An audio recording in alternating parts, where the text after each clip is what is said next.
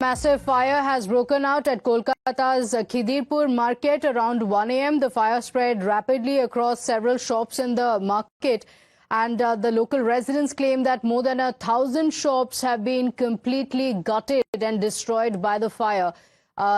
This is a edible oil go down in the market, which is believed to have spread the fire rapidly. My colleague Ridhita is joining us on the broadcast with the details. Ridhita, what is the situation on the ground? Has the fire been doused now?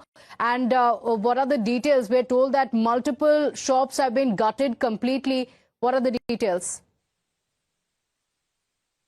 And that a massive fire had engulfed the Khidirpur area in Kolkata around 1 a.m. today, which had spreaded quickly across numerous shops, burning them. But now, as we understand, through the night, as 20 fire engines were deployed and the battle flamed throughout the night, it had battled, and now the fire has it has been brought under control after several hours of intensified firefighting. Fire and emergency services still deployed there to continue monitoring the area, especially the lingering pocket fires.